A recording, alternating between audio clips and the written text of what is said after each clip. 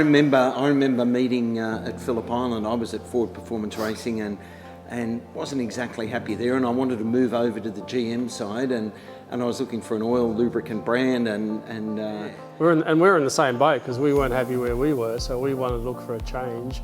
So yeah, we sort of snuck out, had a little bit of a conversation behind one of the transporters. Yeah, it was good. I do remember that. Yes, that was at the end of 14. Yep.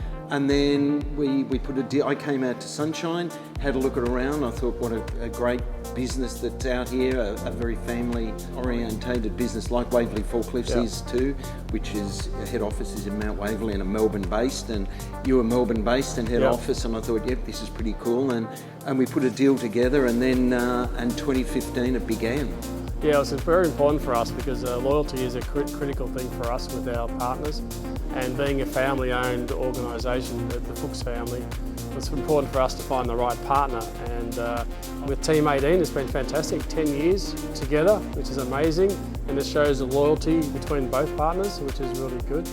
Didn't quite have a naming rights sponsor locked away, and so we did a deal, I think, for the first 3 rounds. Yes. And we had that iconic blue Fuchs car. Absolutely. And I've still got the model car at home, and I've still got the big poster that's signed. It was an awesome looking car. You did a lot of marketing around that, yes. And because Lee Holdsworth joined the team, and he was our driver and popular guy, and then I think for the balance of 15 we're on the bonnet of the car, and which we've stayed on the bonnet for the rest of the whole journey in 10 years. So every year we've been on the bonnet of all our race cars.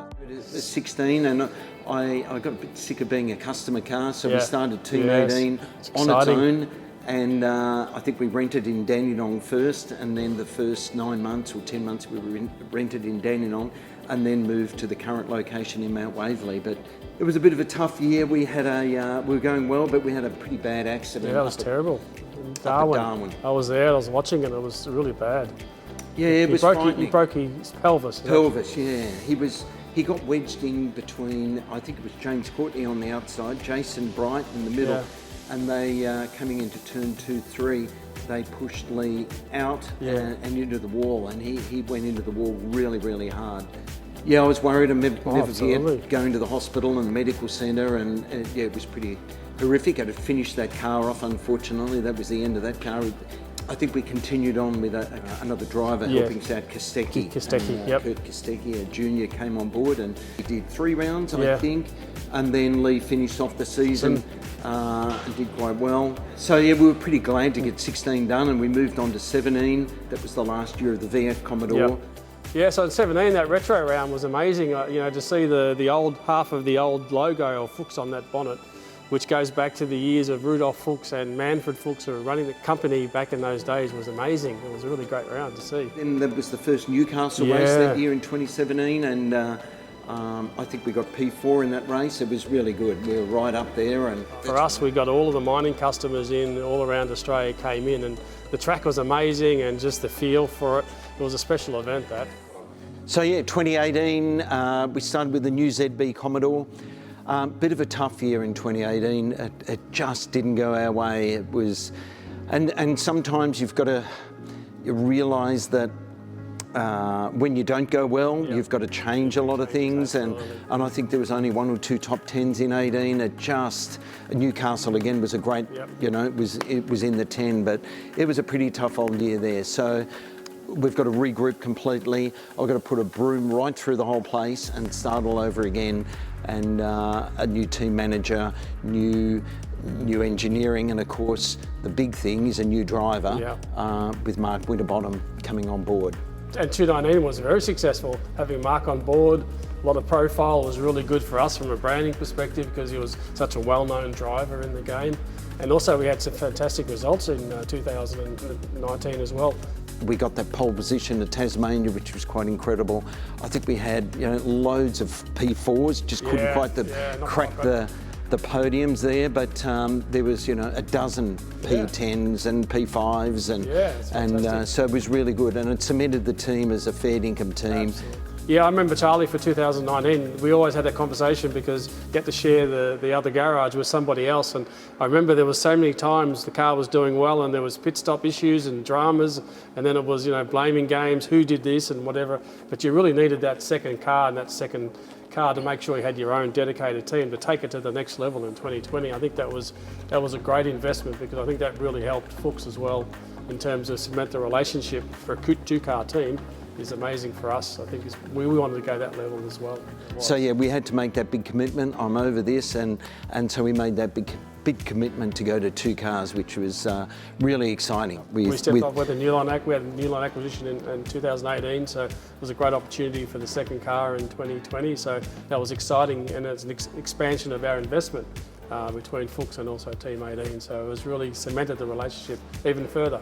Yeah, look, we got 3 podiums, I think, in 2020, and it was a really strong, solid team. And 2021, I think Mark got lots of 4ths again. Just couldn't quite crack the podium then, but he's always up there and great showing. I think he started doing some of the mining trips up to Glencore. And we started to try to do more activation out in the field and take Mark and the team into some of the other areas, the mining areas, and then also looking at some of the remote communities too.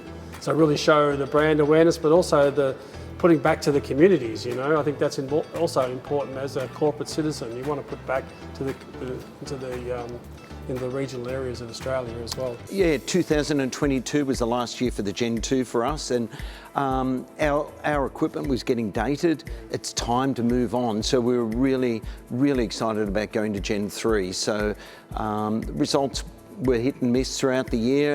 As I said, our gear's getting older, but at the end of that year we started building our own Gen 3 cars at the end of 2022 for the 23 season. It was a massive task.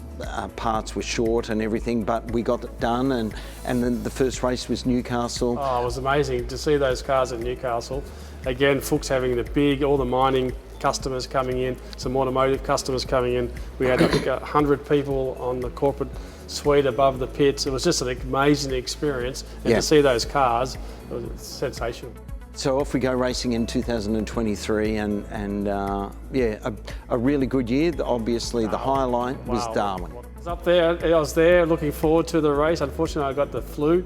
And, I was sitting in the hotel room in Darwin while Frosty was out there absolutely blitzing the field.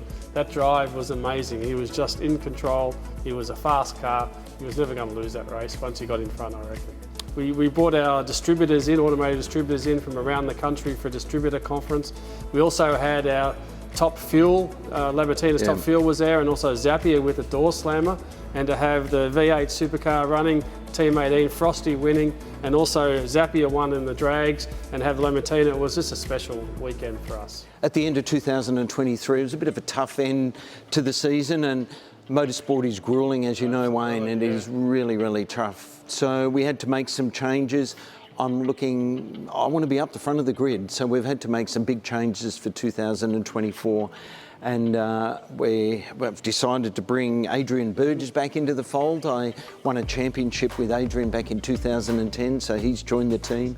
We've got a new technical director now with Dr. Jeff Slater, and of course we have another new driver now. We've got David Reynolds joined the team, and he's exciting. He's a funny guy, quirky and funny, but he obviously can drive, and he's a really a great person to have on board. We've got a big year ahead. We've started the year well. We started at Bathurst well. I think David got a 4th, and Mark was in the 10, and of course the Grand Prix, Australian Grand Prix, in front of the global stage there.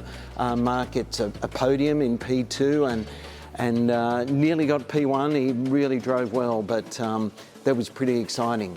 It's a fantastic way to celebrate our 10-year journey together by putting it on the bonnet. Looking forward to the next few rounds. We've got a new bonnet celebrating the 10 years relationship together, because it's been fantastic 10 years, Charlie. So, you know, we see Team 18 as part of the Fuchs family. We really enjoyed the journey, and we're really looking forward to that journey continuing in the future.